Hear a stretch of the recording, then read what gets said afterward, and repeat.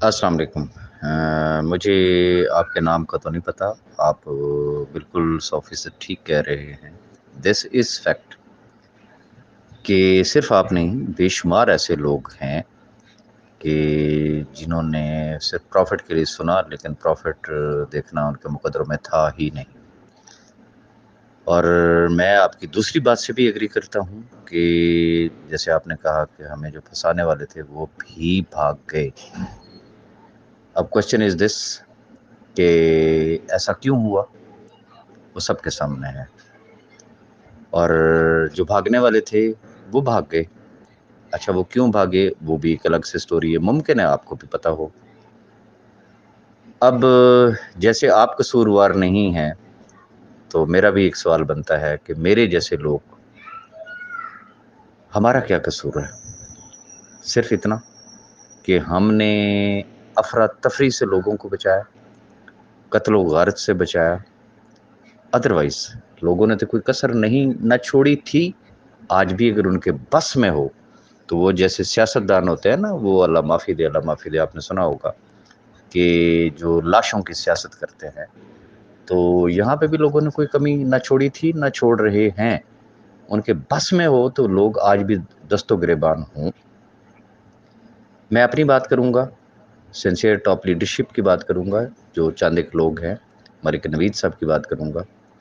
ہم نے ہمیشہ سلجھاؤ کی بات کی، ریزن بیک گراؤنڈ کچھ بھی ہے، سیف الرحمان سچ بولے یا جھوٹ بولے، لیکن میں قانونی نقطہ نگاہ سے بات کروں گا کہ on record, this is on record of government of Pakistan, on record of NAB, on record of NAB court, on record of high court, on record of supreme court of Pakistan کیا ہے کہ جتنے اس کے ایسٹس اور بینک اکاؤنٹس تھے، reason کہ NAB کوئی چھوٹا موٹا ادارہ تو نہیں ہے نا، کہ ایک سپیریئر ایجنسی ہے نا، جو کچھ تھا اکارڈنگ ٹو نیب انہوں نے اس کے اوپر کاشن لگا دیے، اس کے بینک اکاؤنٹ سیز کر دی۔ اب میں اٹھ کے کہوں، آپ اٹھ کے کہیں، یا کوئی ماجا ساجا اٹھ کے کہے اس کی اور بھی پراپرٹیز ہیں، اس کا سارا کچھ ہے، تو پھر اس کا مطلب یہ ہے کہ it is failure of NAB, it is failure of superior agency. یہ پھر جوڈیشری کی اور اداروں کی فیلئر ہوا نا، کہ لوگ اٹھ کے کہیں کہ جو اس کے پاس تو اور بھی بڑا کچھ ہے، لیکن ادارہ کہہ رہا ہے کہ جو اس کے پاس جو کچھ ہے وہ ہم نے سیز کر دیا ہے، وہ ہمارے زیر قبضہ ہے۔ اب آ جاتے اس چیز پہ، چونکہ آن ریکارڈ ایک چیز ہے۔ لوگوں نے کیا کوشش کی؟ لوگوں نے ایک دوسرے سے لوگوں کو لڑانے کی کوشش کی۔ وہ جیسے کہتے ہیں ہوش ہوش کے اشارے جو کیے جاتے ہیں، تو اس کو پڑھ جا، تو اس کو پڑھ جا، تو اس کو پڑھ جا۔ وجہ یہ وہ اللہ کی مخلوق ہے، آپ نے تو پروفٹ کا منہ نہیں دیکھا، وہ کئی کئی گنا زائد کما چکے ہیں۔ وہ صرف گروپوں میں بیٹھ کے بھاشن بازی کر سکتے ہیں، وہ اپنی بندوقیں دوسروں کے کندھوں پہ ضرور رکھتے ہیں، اور صرف گروپوں کے اندر بیٹھ کے 24 گھنٹے کی چک چک چک چک چک چک ان کی لگی ہوئی ہوتی ہے، ایکسپوزڈ ہے، ویری بیڈلی ایکسپوزڈ ہے، کئی کئی گنا زائد کما چکے ہیں۔ ان کو اتنی جرت نہیں ہے کہ وہ نیب میں اپلیکیشن دے سکے، نہ انہوں نے دی، نہ دے رہے ہیں، نہ آئندہ دیں گے۔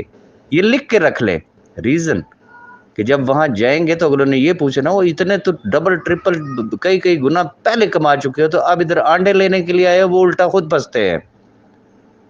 اب بات یہ ہے کہ جو کما چکے اور بقول آپ کے بھاگ گئے، بھاگنے سے مراد کیا؟ ادر کمپنیز میں کام کر رہے ہیں، کون نہیں جانتا؟ دس از MLM۔ ایک دن، دو دن، 4 دن چیز ڈھکی چھپی رہتی، سارا کچھ پتہ چل جاتا ہے کہ کون کس کے ساتھ کام کر رہا ہے، اس کے کیا عزائم ہے، اس کے پیچھے بھڑکانے والے اصل لوگ کون ہیں، کندھا کس غریب کا استعمال ہو رہا ہے۔ تو سچویشن از دس۔ اب آ جاتے ہیں اصل بات پہ۔ جو ایک انسانی بس میں ہوتا ہے، جو ہمارے بس میں تھا، ہم نے کیا، ہم کر رہے ہیں۔ بالکل لاسٹ اینڈ فائنل جو بات ہے وہ 5 سپٹمبر کی ہوئی۔ پہلی بات میں نے آپ کو قانونی سچویشن بتا دی ہے، as per law of government of Pakistan, ہمارے آئین اور قانون کے مطابق بندہ ایک، مدعا ایک، کیس ایک، سٹوری ایک، قانونی کاروائی بھی صرف ایک ہی جگہ پہ ہو جاتی ہے۔ اب یہ جو عقل کے اندھے جو دوسروں کے خلاف بھڑکا کے پرچے بھی کروا دیتے ہیں، سارا کچھ ہو جاتا ہے. آپ کسی کو بھی 4 پیسے دے دیں تو جائے آپ کسی کے خلاف کوئی بھی پرچہ کٹوا لیں. بات کی باتیں بات کی ہیں. سوال یہ پیدا ہوتا ہے اس کا آؤٹ کم کیا ہے. لوگوں نے بھڑکایا، ایک دوسرے کے خلاف پرچے بھی کروا دیے، لیکن جنہوں نے پرچے کروائے پیسے دے دلا کے، الٹا ان غریبوں کو اور نقصان ہوا نا. جن کے خلاف پرچے ہوئے ان کے خلاف ایکشن کیا ہوا؟ کوئی آؤٹ کم ہوا؟ کسی کو کوئی آنا ٹاکا ملا؟ ریزن کہ جب کورٹ میں جاتے وہ کہتے ہیں ماما یہ کیا چیز ہے، آلریڈی ایک کیس چل رہا ہے نیب میں. آخری بات، ایک ایسی ہوا چلائی گئی کہ سیف الرحمان تو مکر گیا، سیف الرحمان تو دے ہی نہیں رہا، سیف الرحمان تو سامنے ہی نہیں آ رہا. اب تو جو بات کرتا ہے وہ راجہ ریاض کرتا ہے.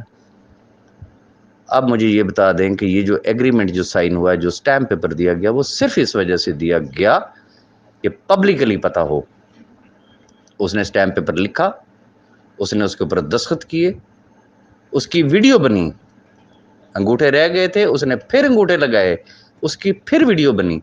پاکستان کی ہسٹری میں کوئی سنگل ایک بندے کا تو نام مینشن کر دینا کہ فلاں کمپنی کا سی او وہ آیا اور اس نے آ کے اون کیا ہو، اس نے آ کے یہ فیس کیا ہو.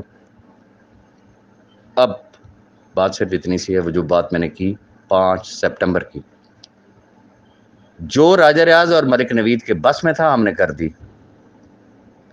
اب یا تو 5 تاریخ تک انشاءاللہ سب کے مسئلے مسائل حل ہو جائیں گے، سارے کے سارے چیپٹر ہی کلوز ہو جائیں گے، یا پھر یہی 5 لاکھ خاندان ہوں گے، یہی ملک نوید ہوگا، یہی راجہ ریاض ہوگا جنہوں نے ہمیشہ وعدہ کیا کہ ہم آپ کے ساتھ کھڑے ہیں.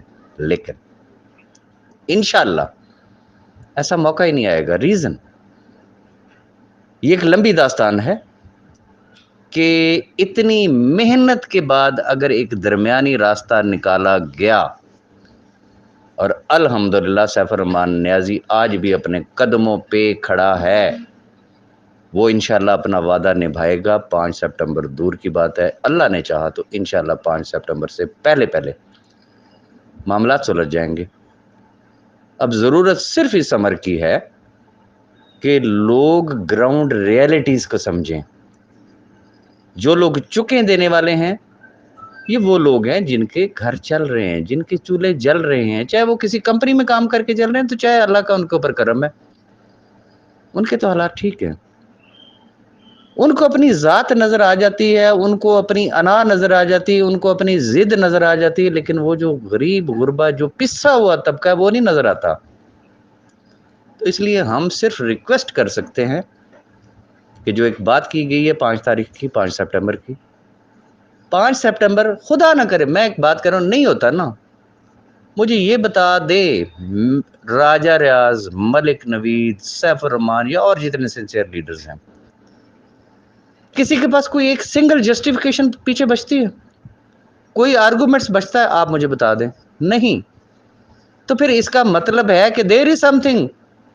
اگر یہ ڈیٹ دی گئی اور سوچ سمجھ کے دی گئی تو پھر اس کا کوئی نہ کوئی تو بیک گراؤنڈ ہے نا. تو جہاں اتنا عرصہ صبر کیا وہاں تھوڑے دن کی بات ہوگی. اگر منہ پہ ٹیپیں لگ جائیں، خاموشی ہو جائے تو اللہ کرم کر دے گا. لیکن